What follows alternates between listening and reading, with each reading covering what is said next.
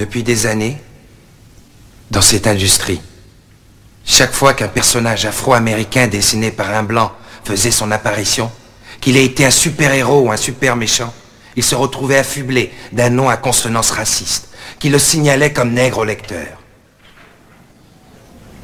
Désormais, dans mon album, Bouffeur de blanc, il n'y a pas ce genre de merdouille.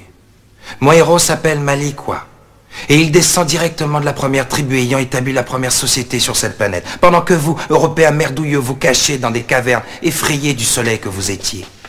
C'est un exemple fort qu'un jeune lecteur afro-américain se doit d'admirer. Parce que je vous le dis tout net, il y a un sérieux souk qui va sortir des ghettos noirs. L'afro-américain arrête de se faire exploiter dans le médium de la BD de l'heroic fantasy. Il rue dans les brancards. Et il obtiendra le respect par tous les moyens nécessaires. Ah, ça va. C'est quoi ce plan d'intox? Lando Calrissian était un black, oui ou non? Et il a piloté le Millennium Falcon, c'est pas vrai ça? Qui a dit ça? Moi. Lando Calrissian est parfaitement assimilé en tant que héros au panthéon de la science-fiction. Va chier avec ton héros négro, l'oncle Tom des galaxies. Il y a toujours un blanc pour citer la Sainte Trilogie.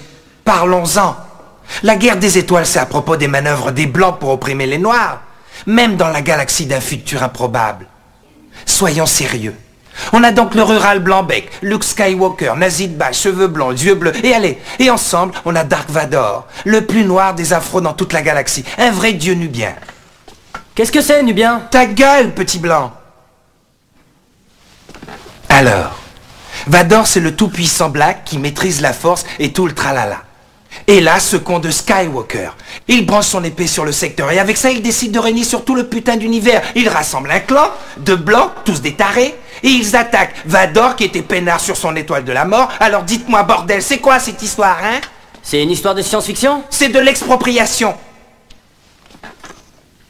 On décide de se débarrasser de la communauté Black, ça va déblayer le terrain, entre parenthèses, pour que tous les blancs restent entre eux. Et le retour du Jedi, celui-là c'est encore pire, parce que la magnifique image du Black Vador est souillée, lorsqu'enfin il enlève son masque et dévoile ainsi qu'il n'est qu'un vieux blanc miteux au faciès ravagé. Quel est le message sous-tendu? Que tout au fond de nous, nous n'avons qu'une envie, être blancs.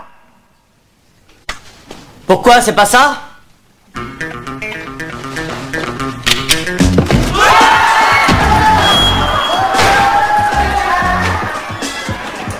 Vive la négritude! Vive la négritude! Je tuerai tous les blancs jusqu'au dernier de tous les enfoirés que je rencontre!